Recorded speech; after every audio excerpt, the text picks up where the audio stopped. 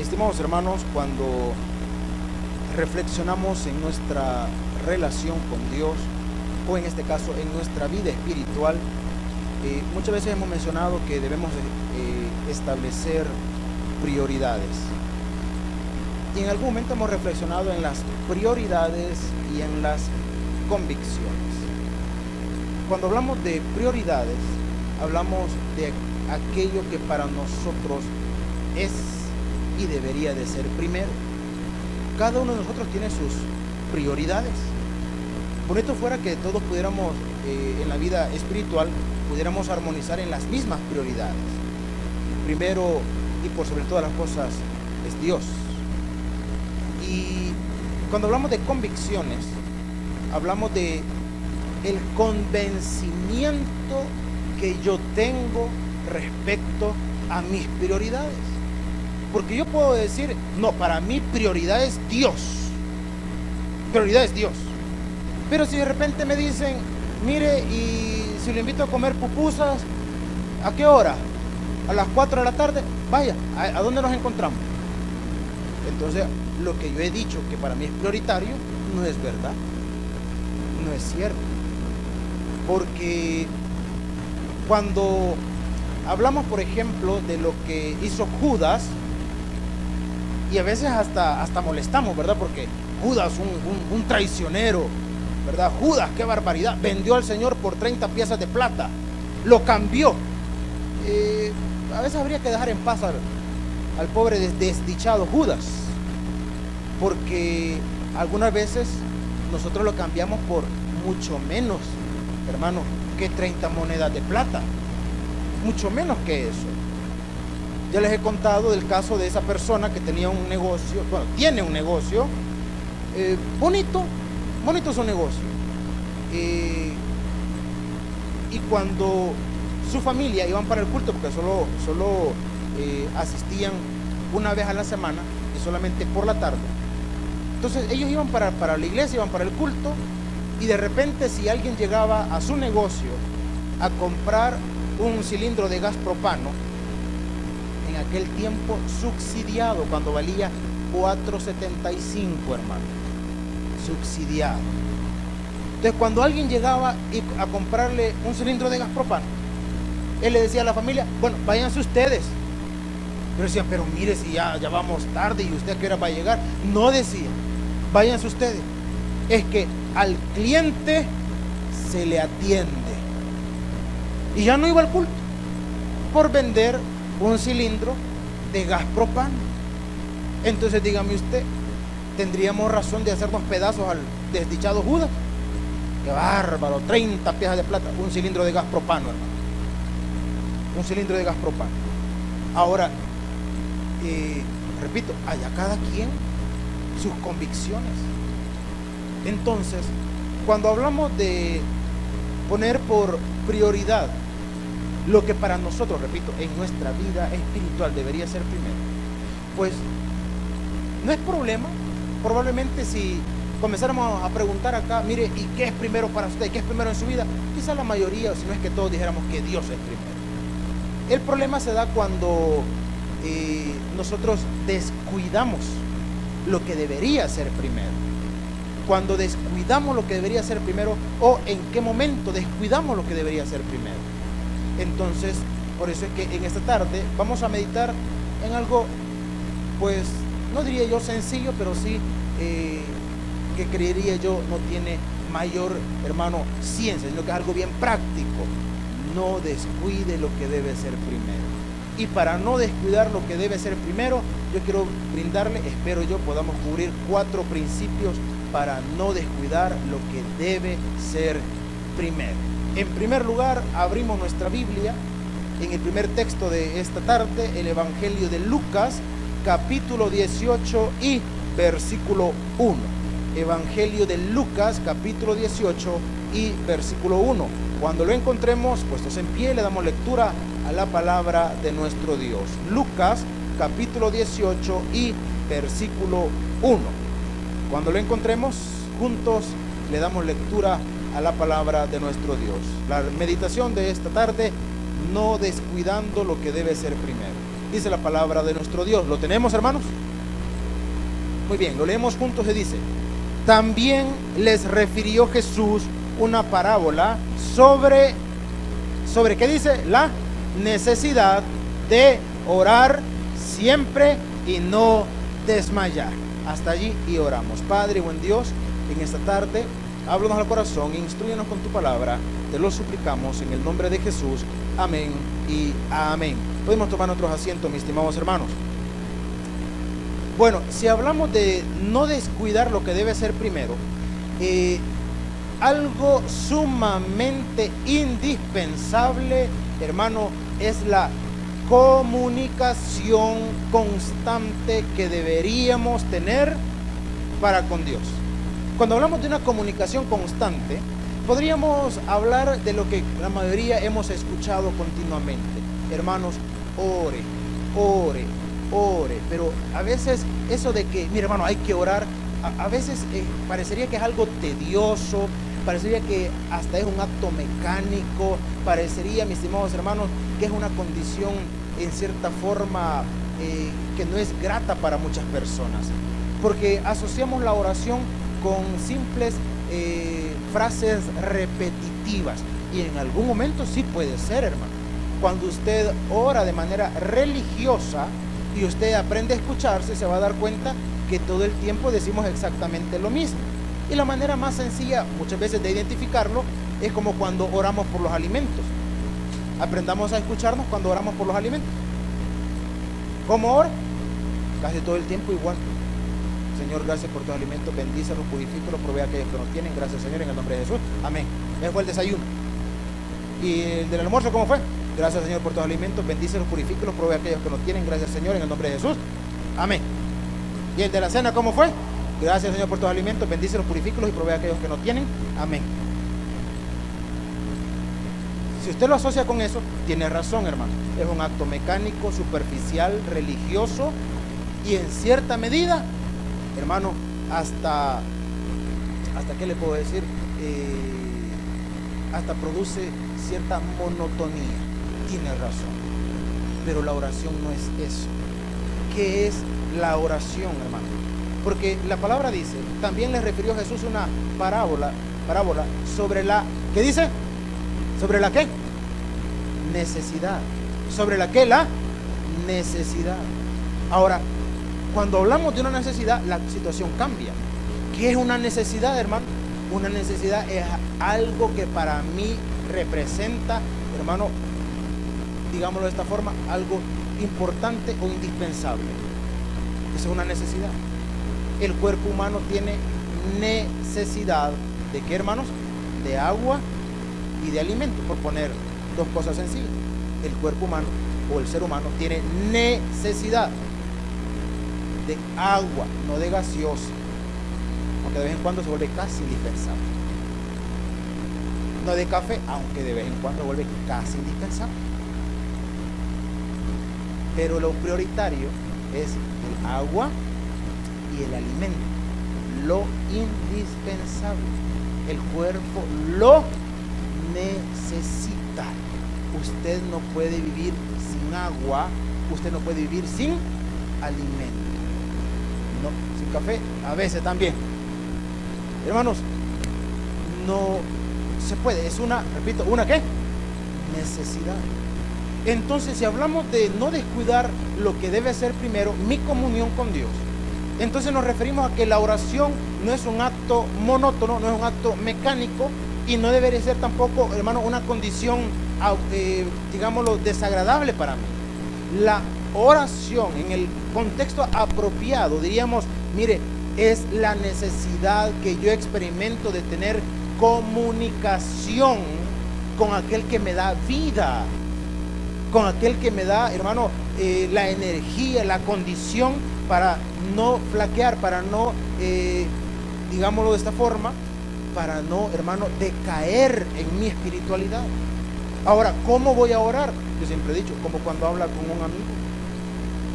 ¿Cómo habla con un amigo? Siempre hay un tema de conversación. Siempre. Y siempre quedamos en capítulo. Siempre. Con un amigo nunca se cierra una conversación. Nunca. Miren, nos dejamos de ver 6 años, nos dejamos de ver 8 años, no tenemos nada de qué hablar. Al contrario, ahora hay más material para ponerse al día. Mira, ¿y qué ha sido de tu vida? Mira, ¿y qué has hecho? Y mira aquí, mira allá, hermano. Y de repente comenzamos y el tiempo se vuelve corto, porque nos resulta agradable, atractivo dedicar, hermano, ese tiempo para hablar. Entonces, cuando hablamos de oración, si usted viene, hermano, en una forma religiosa a buscar y a tener comunión con Dios, siempre hemos dicho, porque a veces utilizamos hasta palabras que nosotros no conocemos. Padre celestial. ¿Por qué celestial? ¿Por qué celestial? Ah, porque el cielo es celeste. ¿Quién dice, hermano? ¿Por qué? Y entonces, ¿cómo le digo? Pues Jesús dijo: y oraréis de la siguiente manera. Decid, Padre. No usted puede hablar con él diciéndole: Padre. Y Dios, inmediatamente que usted dirige palabras a él, va a estar atento a lo que usted tenga que decir. Ahora, ¿qué tiene usted que decirle? Pues depende de la relación que usted tenga con él. Si su relación con Dios es mediocre, es a medias, pues por supuesto no va a tener un tema de conversación. Se lo pongo en un plano familiar. ¿Cómo sé si la relación que yo tengo con mi hijo o con mi hija, cómo sé que es aceptable? ¿Cómo sé que es buena? ¿Cómo sé que es decadente? ¿Cómo lo sé? Bueno, sencillo. Salga a caminar usted, o si tiene su vehículo, pues salga con su hijo en su vehículo. Y si pasan 5 minutos y no tienen nada que decir, hermano, la relación que usted tiene con él o con ella es mediocre, es mala. Es mala. No tiene nada que decir. Nada. Y usted comienza, ¿qué le digo?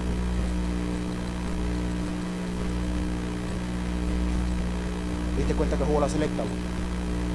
Y el bicho, nada que ver, hermano, nada.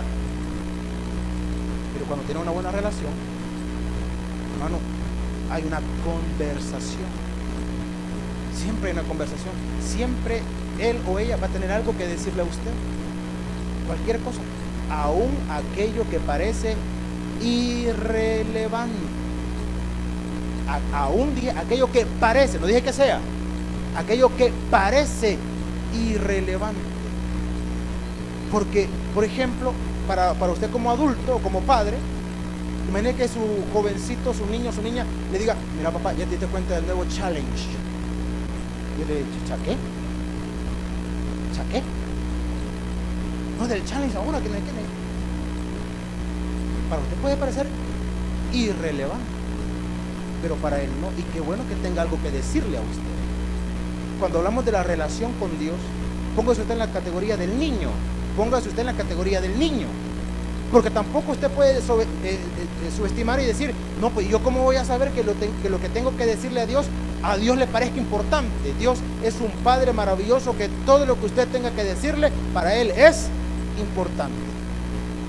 Mira, Señor, depende de qué es lo que usted, hermano, experimente, depende de qué es lo que usted sienta. Señor, gracias porque me has dado un bonito día. Gracias. ¿Y por qué es un bonito día? Por esto, esto y esto. Señor, me siento mal. Me siento desanimado. Señor, no sé qué me está pasando.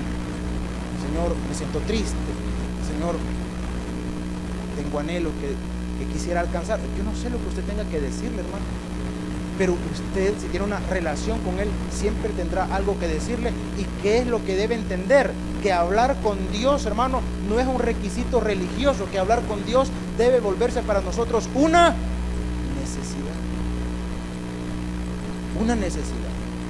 Cuando a usted le acontece algo, muchas veces nosotros necesitamos a alguien terrenal, a alguien, hermano, humanamente hablando, con quien desahogarme lo que yo estoy experimentando, con quien descargar lo que hay en mí.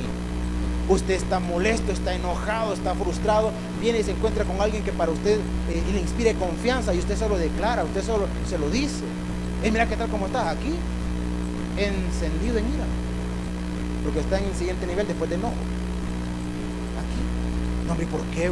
Es que mira, fíjate, vos me vas a creer que yo que voy entrando a la iglesia aparece una vieja, digo una hermana, y mira, y entonces, y no sé qué, y no sé cuánto. Ahora, si usted puede expresarse de esa manera con un amigo, para usted le inspire confianza, ¿por qué no con Dios? Mira, Señor, perdóname, pero mira, yo estoy experimentando, estoy sintiendo esto y esto en contra de fulano, fulana, qué sé yo. Mira, Señor, te soy sincero, te la quise mandar, Señor. Por poquito y te la mando, pero gracias porque me contuviste, pero ganas no me faltan. Ahora, eso es parte de una relación sincera con Dios. Porque ¿cuál es el problema? Como es algo que nos resulta a nosotros en cierta manera, en nuestra condición de cristianos, entre comillas, nos resulta desagradable decir, ¿verdad?, que tuvimos un sentimiento negativo en contra de alguien. ¿Y acaso Dios no lo conoce, pues? ¿Y acaso Dios no lo sabe? Entonces, cuando hablamos de la necesidad de orar, estamos hablando, decláreselo, hermano, dígaselo. Si se lo puede decir a una persona, ¿por qué no se lo va a decir a Dios? Si se lo puede decir a su amigo o su amiga, ¿por qué no se lo va a decir a Dios? De igual manera que usted puede expresarle los anhelos, como muchas veces hemos hablado, los anhelos que hay en su corazón. Señor, yo anhelo esto, yo quisiera esto. Señor, no tengo ni la más mínima idea cómo lograrlo, cómo conseguirlo. Señor, no sé si mis aspiraciones son demasiado altas, no lo sé. Señor, pero esto es lo que hay en mi corazón. Dígaselo. ¿Y usted qué pierde? Pero muchas veces andamos necesitando una figura humana en quien descargar todo lo que hay en nosotros, estando Dios disponible, hermano. Es que necesito a alguien con quien hablar y no está Dios disponible, pues. Ahí está Dios. Entonces la oración se vuelve una necesidad. Y cuanto más hable con Dios, mi relación con Él es mucho más fuerte, mis estimados hermanos. Por eso la Escritura dice, les refirió Jesús una parábola sobre la necesidad de ¿qué, hermanos? De orar. Y la siguiente parte interesante, y no, ¿qué dice? Desmayar. Entonces, para no descuidar lo que debe ser primero, hermano, no descuide la comunicación constante y continua que necesitamos tener para con Dios. Ahora, ¿qué otra cosa tengo que hacer para no descuidar lo que debe ser primero? Váyase en su Biblia a la primera carta a los Corintios, en el capítulo 15, versículo 34. Primera carta a los Corintios, capítulo 15, versículo 34. Invertir tiempo para conocer a Dios, o usted quiere ponerle, para conocer quién es mi Dios. Ya le voy a decir por qué eso de mi Dios. Capítulo 15, versículo 34 de la primera carta a los Corintios. ¿Lo tenemos, hermanos? ¿Lo tenemos? Muy bien, si ya lo tenemos, entonces lo leemos. Dice de la siguiente manera: velad debidamente y no pequéis, porque algunos, mire cómo dice, y algunos, ¿qué dice? No conocen a Dios. Para vergüenza vuestra lo digo. Entendamos, o mejor dicho, interpretemos el pasaje. Interpretemos. Es la epístola, valga la aclaración, no es carta, es epístola. La epístola del apóstol Pablo a la iglesia en la epístola del apóstol Pablo a la iglesia en Corinto. Pregunta profunda. ¿Y en la iglesia qué hay? ¿Y en la iglesia qué hay? Hermanos. ¿Qué hay en la iglesia? Hermanos. ¿Y por qué somos hermanos? Porque nosotros hemos dicho que hemos confesado a Jesús como nuestro Señor y Salvador. Entonces Él es nuestro Padre. Entonces hablamos de creyentes. Entonces la epístola va dirigida a creyentes. ¿A quién va dirigida? A creyentes. Entonces, ahora pongámosle el sentido. Velad debidamente y no pequéis, porque algunos creyentes no conocen a Dios. Ahora, cuando hablamos de conocer a Dios, no implica en el aspecto físico, no implica, digamos, las facciones terrenales o humanas, no implica eso. Cuando hablamos de conocer a Dios, hablamos de conocer, hermano, sus cualidades, sus características. Hermano, ¿quién es Dios? Entonces, cuando le decía dedicar tiempo para conocer quién es mi Dios, es porque muchas veces, hermano, aunque todos nosotros decimos creer en el mismo Dios, pero muchas veces tenemos concepciones diferentes de quién es Dios. Tenemos concepciones diferentes. Una persona de muchos años de ser creyente, de otra congregación, me dijo una vez, mire, me dijo, yo le quiero ser sincera, hasta hace poco, me dijo, hasta hace poco yo creía, me dijo, que Dios era un Dios, mire, me dijo, que castigaba, era un Dios que lo consumía cuando uno se portaba mal. Y le digo, bueno, en primer lugar, pues hay que definir qué es portarse mal, ¿verdad? En primer lugar hay que definir eso. Porque una cosa es lo que humanamente nosotros definimos como portarse mal y otra cosa es la concepción que Dios tiene sobre nosotros. Entonces le decía, mire, pues si usted, esa es la concepción que usted tiene de Dios. O sea, en su cabecita, ¿por qué no decirlo? En su corazoncito, para ella Dios era un viejito enojón, hermano. Para otros, Dios, hermano, es un viejito alcahuete. Para otros, hermano, Dios, que es el que concede milagros nada más, o el que concede favores, solo lo busca cuando tiene necesidad. Entonces es un Dios de favores. Entonces por eso es que algunos tienen una concepción diferente de Dios. Cuando decimos, mire, dedicar tiempo para conocer quién es mi Dios, es porque usted va a tener la concepción de Dios en la medida en la que usted lo conozca a través de su palabra. Cuando usted se va a la palabra, entonces usted puede hablar de las características de Dios. Cuando usted simplemente se deja llevar por lo que tradicionalmente ha escuchado, usted va a tener una concepción de un Dios de religión. ¿Quién es Dios? Cuidadito. Antes, voy a decir antes, creo yo que ya no en este tiempo, pero antes, cuando uno se iba a bautizar, para los hermanos recién bautizados, cuando uno se iba a bautizar, le decían lo siguiente: ¿te vas a bautizar? Va, pensalo bien, que eso no es cualquier cosa. Eso es cierto, no es cualquier cosa. Pero lo sentenciaban, pórtate bien. Y cuando uno cometía alguna regadita, ¿verdad? Decía, y es bautizado, ¿ves? ¿Cómo? Si el bautismo no lo transforma a uno, bonito fuera, hermano. Nos bautizáramos cada 5 años, quizás, o menos. Cada 6 meses, ¿verdad? Venga para acá otra vez. Hermano, cuando hablamos de invertir tiempo para conocer a Dios, nos vamos a la palabra y repito, allá como usted quiera conocer al Dios en el cual usted ha profesado creer, porque usted puede conocer a un Dios de ira, usted puede conocer a un Dios resentido, a un Dios enojón, usted puede conocer a un Dios de gracia y misericordia, a un Dios de amor. O como otros lo definen, dice, mire, Dios es amor, pero, y ahí viene la hazaña, ¿verdad? Pero también es, ¿qué? Fuego consumidor. Ahora, ¿cuántas interpretaciones puede, para hablar de conocer a Dios, cuántas interpretaciones puede tener usted del fuego? Porque solamente lo asociamos con la ira. Solamente lo asociamos con la ira. Y el fuego no solamente se puede asociar con la ira, porque el fuego también purifica, ¿o no? Pero si nosotros tenemos una concepción solamente religiosa, usted va a asociar a un Dios de amor, pero también un Dios que lo va a barrer, porque Dios es enojón, ¿verdad? Ya va a ver, con una pata quebrada va a venir, ya va a ver. ¿Por qué no decir Dios es un Dios de amor, de gracia y misericordia, que cuando usted lo busca con corazón sincero, Él puede poner sus pecados tan lejos como está el oriente del occidente? ¿Por qué no conocer a un Dios que dice que va a poner sus pecados en lo más profundo de la mar y no se acordará más de ellos? Porque entonces algunos dirán, entonces está hablando de ese Dios alcahuete que dijo hace un momento. No estamos hablando de eso, porque estamos hablando de una relación personal con Dios. En casa hay hijos que tienen concepciones diferentes de los padres, y es el mismo papá o la misma mamá. No, si vos no vayas a ser mi hermanito o mi hermanita que viene a pedirte algo, que rápido se lo das. Con nosotros nunca fuiste así.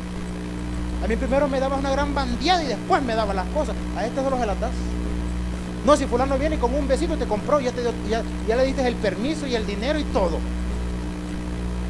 Y usted viene como que gato angora, se le enrolla por aquí, se le mete por allá y hasta después tal vez le logra sacar algo. Tenemos el mismo, o es la misma mamá o el mismo papá, pero la concepción nuestra es diferente. Entonces yo le digo, dedique tiempo para conocer quién es su Dios.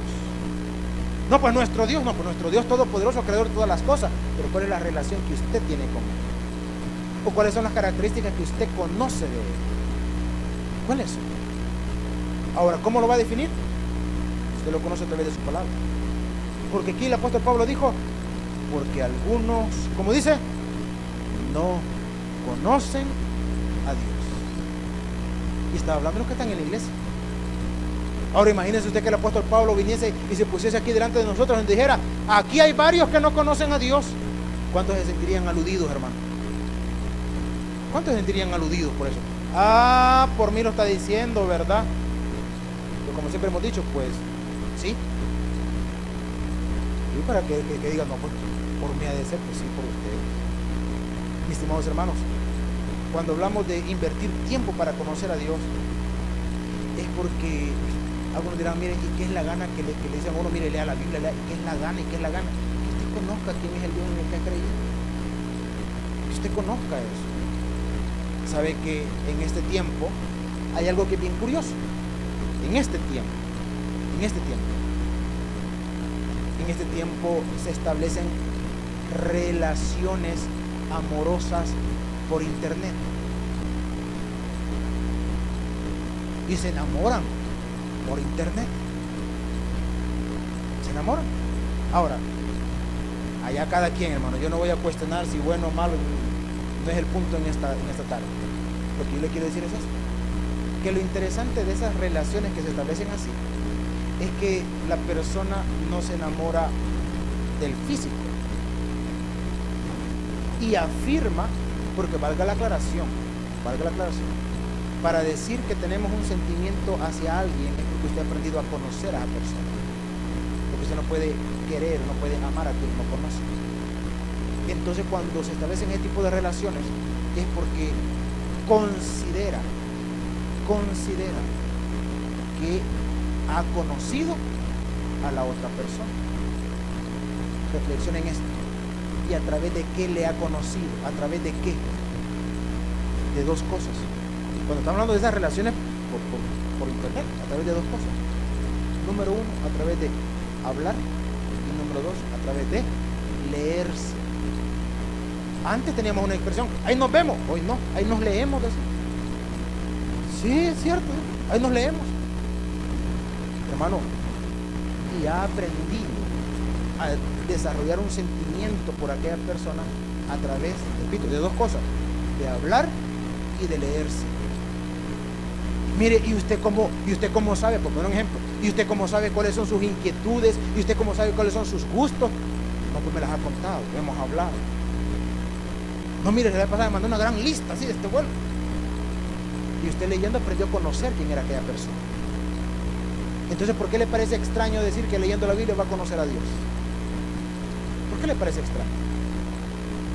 Si cuando usted lee la palabra, usted está conociendo al Dios de la Biblia, no al Dios de la iglesia, no al Dios del hermano fulano, ni el Dios de la religión tal. Está conociendo al Dios de la Biblia. Entonces, para conocer a este Dios, ¿qué tiene que dedicar, hermanos? Tiempo. ¿Qué tiene que dedicar? Tiempo. Eso es lo que tiene que dedicar. Cuando usted quiere conocer a alguien, ¿qué es lo que dedica? Tiempo. ¿Qué dedica? Tiempo. Si no dedica tiempo, no conoce. No conoce. Igual es con Dios. ¿Cómo conozco a Dios? Dedique tiempo para tener comunión con Él. ¿A través de qué? Dijimos en primer lugar, la oración. En segundo lugar, con su palabra. Ahora veamos un tercer punto. Creo que aquí nos vamos a quedar con esto. Busquen su Biblia, Salmos capítulo 42 y versículo 2. Salmos capítulo 42 y versículo 2. Son palabras de David, por cierto, y dice de la siguiente manera: Salmos capítulo 42 y versículo 2. ¿Lo tenemos, hermanos? Salmos, a la mitad de su Biblia, capítulo 42, versículo 2. Dice la palabra del Señor: mi alma tiene sed de Dios, del Dios vivo. Mire la pregunta: ¿cuándo vendré y me presentaré delante de Dios? Ahora, le explico brevemente el contexto. En los salmos hay algunos, recuerde que todos son alabanzas, hay algunos de ellos que se les llama salmos de ascenso o de peregrinación. ¿A qué se refiere con eso de salmos de ascenso o de peregrinación? Porque para el judío, hermano, por ley, por decirlo de esa forma, por ley, por lo menos una vez en la vida había que ir al templo de Jerusalén. Por lo menos una vez en la vida había que ir, por lo menos. Por eso es que en Hechos de los Apóstoles, cuando hubo el derramamiento del Espíritu Santo, ahí habían gentes, hermanos, de muchas nacionalidades, pero todos ellos, dos cosas: o de origen judío o convertidos al judaísmo, porque para ellos era importante. Los que vivían en Israel, que no vivían en Jerusalén sino en el país, había por lo menos que ir una vez al año al templo. Recuerde que la movilidad, el transporte no era tan sofisticado, moderno como nuestro tiempo. Entonces se hacían peregrinaciones. Cuando uno platica con personas, ya personas muy mayores, que vivían fuera de San Salvador, yo no sé si usted conoce quizás parientes suyos que vivían fuera de San Salvador, ya así bastante mayores, pero yo recuerdo a personas haberles preguntado: mire, ¿y antes cómo hacían para viajar a San Salvador? No, decían, si antes viajar a San Salvador era viaje de una semana, porque se venían en carreta o caminando, hermano, y se tardaban, no sé si 2 días para llegar, depende, por supuesto, depende del lugar, ¿verdad? Si eres de Santa Rosa de Lima, era salga hoy y llegue cuando pueda, ¿verdad? algo así. Salían en enero, tipo diciembre, y venían llegando, hermano. Entonces era toda una peregrinación. Nadie viajaba solo, se viajaba en caravanas. Entonces, para que el viaje no resultase pesado, en primer lugar, porque había un solo objetivo. El objetivo era ir y adorar en el templo. Entonces, mientras iban en la peregrinación, mientras iban en la caravana, ellos venían entonando himnos, o mejor dicho, salmos. Ellos iban entonando salmos. Entre uno de esos salmos es uno bastante conocido que dice: alzaré mis ojos a los montes. ¿De dónde vendrá mi socorro? Mi socorro viene de Jehová. Ahora, ¿por qué eso de alzaré mis ojos a los montes? Porque Jerusalén está sobre una colina. Siempre lo hemos comparado como los planos. Usted viene de San Marcos y usted dice: alzaré mis ojos a los montes. ¿Qué está viendo? Los planos. Está viendo los planos. Entonces es similar. La gente venía en peregrinación, alzaré mis ojos a los montes. Estaba hablando de Jerusalén. Por eso decía: ¿de dónde vendrá mi socorro? Mi socorro viene de Jehová. Entonces el salmista entona este salmo, que también es un salmo de peregrinación. En este caso era cuando regresaban. Por eso pregunta, dice: ¿cuándo? Era pregunta: ¿cuándo vendré y me presentaré delante de Dios? Porque repito, en su concepción, en el Antiguo Testamento, en el pensamiento judío, para ellos Dios habitaba en el templo. Entonces cuando ellos regresaban, estaba aquella nostalgia espiritual y decían: ¿cuándo voy a volver? ¿Cuándo voy a regresar y estar otra vez en la presencia de Dios? Entonces, mis estimados hermanos, si hablamos de un tercer principio para no descuidar mi comunión con Dios, yo le diría: ¿cuánto mostramos o cuánto podemos evidenciar nosotros la necesidad que tenemos de Dios? ¿Cuánto podemos evidenciar la necesidad que tenemos de Dios? En son de broma, pues no sé qué tan cierto, ¿alguna vez le han dicho a usted o alguna vez usted le ha dicho a alguien: mira, cara de hambre que andas? No sé si alguna vez se lo han dicho o usted lo ha dicho. Pero si alguna vez se lo han dicho, la reflexión sería: ¿cómo será mi cara de hambre? Y si usted lo ha dicho alguna vez, usted podría decir: ¿y cómo ha notado que el otro anda hambre? ¿Cómo? Y ahí usted, si usted lo ha usado o se lo han dicho, pues puede responderse. Pero pongámoslo en otro plano, o una condición, por dicho, expliquémoslo de esta manera. Y si usted le dice a alguien, mira, ¿cómo se la nota? No, es que mire cómo anda, hasta mero pando, hasta el viento se lo lleva, porque usted no ha comido. Usted no ha comido. Hay evidencias. ¿Cómo sabe que no se ha bañado? ¿Cómo sabe que no? Una vez le dijeron a alguien, vos sos karateca, vean. Karateca, porque hay gran patadón que andas aventando, le dijeron, ¿verdad?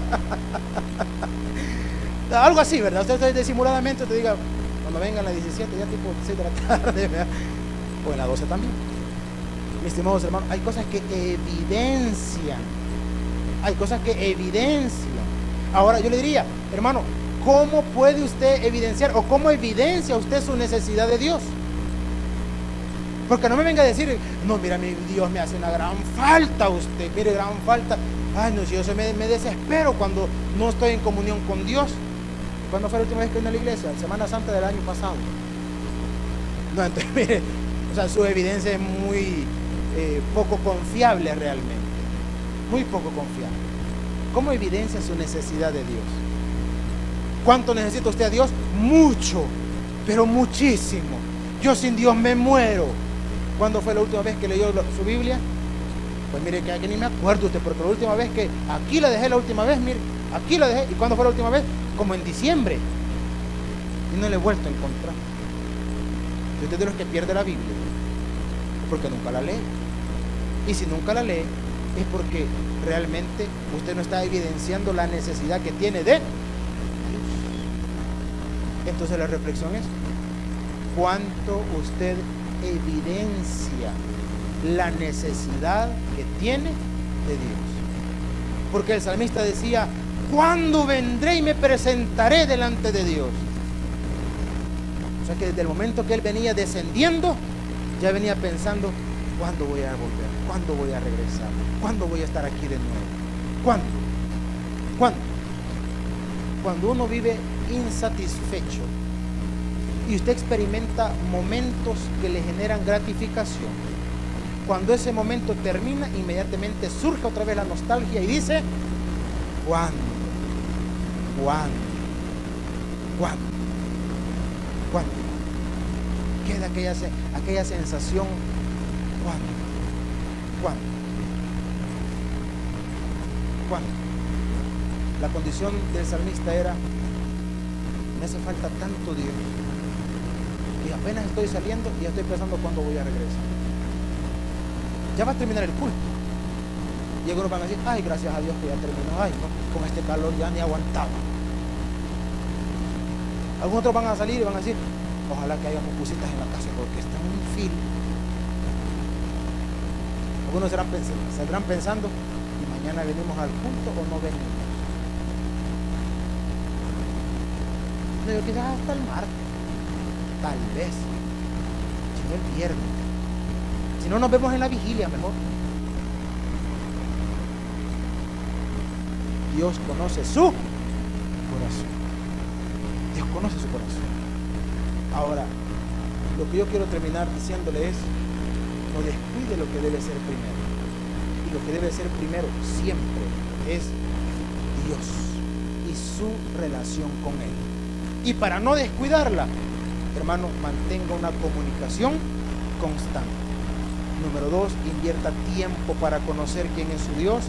Y número 3, de evidencias, hermano, de evidencias de la necesidad que usted declara que tiene por Dios.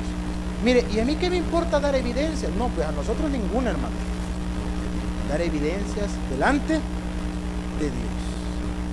Y cuando usted ponga por primero a Dios y su relación con Él, entonces, hermano, no vamos a poder decir que se ha descuidado de esa comunión que usted tiene con Él, porque su comunión va a continuar estando firme, va a continuar estando estable, va a continuar siendo fuerte. Y a veces la pregunta final es, ¿cuánto nos interesa de verdad estar en comunión con Dios? Esa pregunta no se la puedo responder yo, esa pregunta se la responde usted. Y la aplauso en esta tarde, vamos a orar. Señor y buen Dios. El predicador ha terminado su mensaje. Es tiempo de que recibas a Jesús como tu Salvador personal. Invócale de la siguiente manera: Señor Jesús, yo te recibo hoy como mi único y suficiente Salvador personal. Creo que eres Dios, que moriste en la cruz por mis pecados y que resucitaste al tercer día. Me arrepiento, soy pecador. Perdóname, Señor. Gracias doy al Padre por enviar al Hijo a morir en mi lugar. Gracias, Jesús, por salvar mi alma hoy en Cristo Jesús, mi Salvador. Amén. Ahora te invitamos a que crezcas en el conocimiento de las Escrituras. Congrégate con nosotros. Estamos ubicados en kilómetro 6,5, carretera a Los Planes de Renderos.